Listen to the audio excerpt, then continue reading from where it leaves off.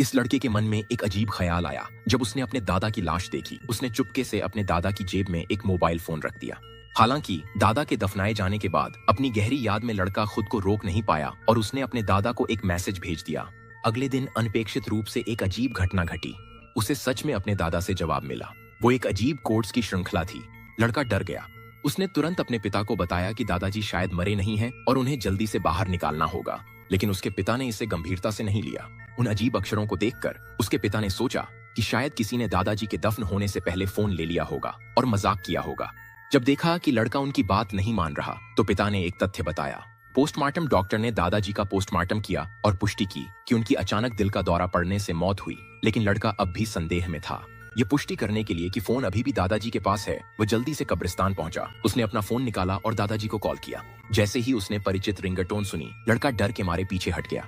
आखिर चल क्या रहा था, वह इसके बारे में सोचने की हिम्मत नहीं कर सका। खुद को दिलासा देता रहा कि शायद किसी हैकर ने दादाजी के फोन को हैक कर लिया है और लोगों के साथ मजाक कर रहा है। इसके बाद लड़के की जिंदगी सामान्य हो गई और वह उस घटना को भूल गया। पर आज वह अजीब घटना फिर से घट गई।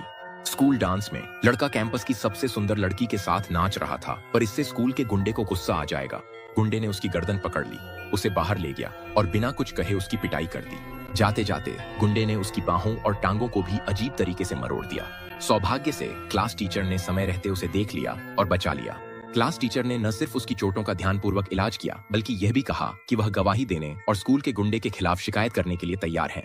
हालांकि लड़के ने विनम्रता से मना कर दिया। घर लौटने के बाद वह अपने पिता को चिंता में नहीं डालना चाहता था, इसलिए वह अपनी सारी शिकायतें अपने दिवंगत दादा से फोन पर कहता था। असल में उसने स्कूल के गुंडे की शिकायत इसलिए नहीं की थी क्योंकि उसे और भी भयानक बदले का डर था। आखिरकार जब तक स्कूल का गुंडा जिंदा था, वह उसे लगातार सताता रह सकता था। असल में वह तो बस अपने दादा से शिकायत करना चाहता था, लेकिन किसे पता था कि अगले ही दिन लड़के को स्कूल के गुंडे की मौत की खबर मिल जाएगी। वह यकीन नहीं कर पाया और जल्दी जल्दी घटनास्थल पर पहुंचा, ठीक उसी समय जब पुलिस स्कूल के गुंडे की लाश को ले जा रही थी। असल में सब कुछ सच था, लेकिन जब उसने स्कूल के गुंडे के शोकाकुल परिवार को देखा तो उसे बदले की खुशी नहीं हुई, बल्कि अपराध बोध की भावना हुई। फिर उसे कक्षा अध्यापक से पता चला कि स्कूल के गुंडे की मौत बेहद अजीब थी।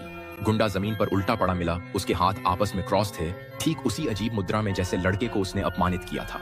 हर कोई सोचता था कि स्कूल के गुंडे की मौत एक हादसा थी, लेकिन सिर्फ लड़के को पता था कि इसका कुछ न कुछ संबंध दादा से जरूर है। उस रात उसने दादा को फोन किया। उसने कहा कि वह सच में नहीं चाहता था कि स्कूल का गुंडा मर जाए और दादा से पूछा कि क्या यह सच में उनसे जुड़ा हुआ है। अगर ऐसा है तो कृपया दीवार पर 3 बार दस्तक दें। यह कहने के बाद उसने फोन नीचे रख दिया और चुपचाप इंतजार करने लगा। लेकिन अचानक दादा ने सच में उसे फोन कर दिया।